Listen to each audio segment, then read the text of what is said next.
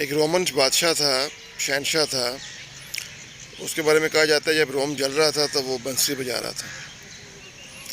ایک سمبولکلی کہا گیا ہے، لیکن ہم واقعی بنسی بجا رہے ہیں بلکہ ہم ناچ رہے ہیں. خطرہ ہمارے دروازے پہ دستک دے نہیں رہا بلکہ دروازہ کھول چکا ہے اور ہم ڈیفالٹ کی طرف بڑھ رہے ہیں. اگر یہ IMF کی ہمیں یہ قسط مل بھی جاتی ہے، اس کے بعد بھی ہمیں سروائیول کے لیے بحیثیت ملک ایک ریاست جو وسائل چاہیے وہ ہمیں بہت ابھی تک اس کی پلاننگ ہمارے پاس نظر نہیں آتی.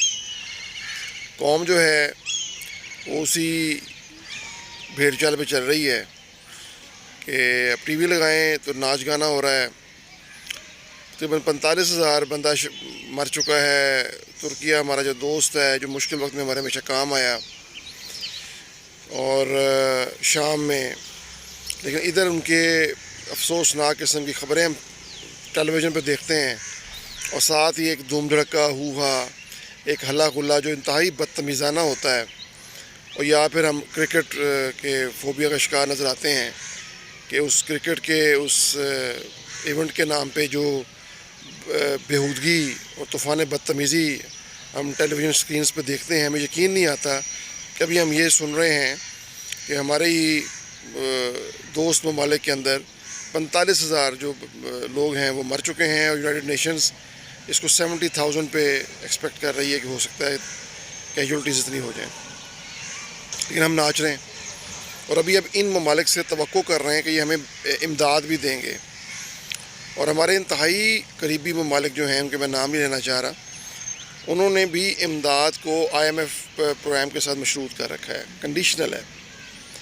یعنی جن پہ ہم تکیہ کیا ہوا تھا ہمارے ارباب اختیار نے، اور ہم سوچ رہے تھے کہ ہم IMF کو ختم کر دیں یا چھوڑ دیں اور ہم دوست ممالک کی ہیلپ سے آگے بڑھ سکتے ہیں.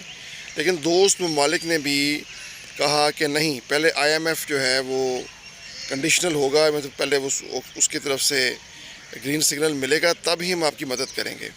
یہ پاکستان کا انٹرنیشنل لیول پہ اس وقت سچویشن ہے.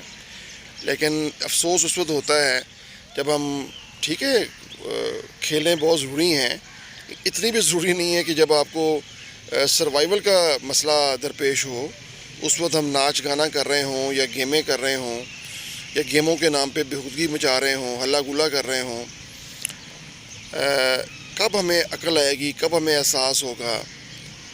جو تاریخ کا طالب علم ہوتا ہے اس کو اندازہ ہو جاتا ہے کہ اس قسم کے جو رویے ہیں وہ قوموں کی زندگی کو پھر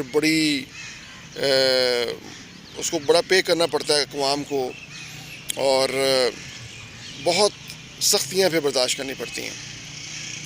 ہمیں ایک بحیثیت قوم اس وقت اکٹھا ہونا چاہیے تھا، کولیکٹیولی اس کو ہمیں کرنا چاہیے تھا، لیکن مختلف سیاسی پارٹیاں وہ بھی باہم دست و گریباں ہیں، اور مختلف ادارے اسٹیٹ کے جو پلرز ہیں وہ بھی آپس میں ایک دوسرے کی لگتا ہے اسے حدود کو کراس کرنے کی کوششیں کر رہے ہیں.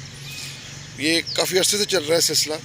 جب کوئی ادارہ یا کوئی اسٹیٹ، جسے ریاست ہم کہتے ہیں، جب خدا نخواستہ کولیپس کی طرف جا رہی ہوتی ہے، جب اس میں اجتماعی کولیکٹیو جو شعور ہے وہ ختم ہو رہا ہوتا ہے، وزڈم ختم ہو رہا ہوتا ہے، تو پھر ایسے احمقانہ واقعات، ایسے احمقانہ فیصلے ہمیں اپنے دائیں بائیں نظر آتے ہیں. اللہ تعالیٰ ہی ہمیں اس بحران سے نکال سکتے ہیں، ورنہ مجھے کسی قسم کا کوئی اس وقت اس سچویشن سے نکلنے کے لیے راستہ جو ہے وہ نظر نہیں آ رہا. اللہ تعالیٰ پاکستان کی حفاظت کرے. اللہ تعالیٰ ہمیں آسانیاں تقسیم کرنے کی ہمت و توفیق عطا فرمائے. آمین.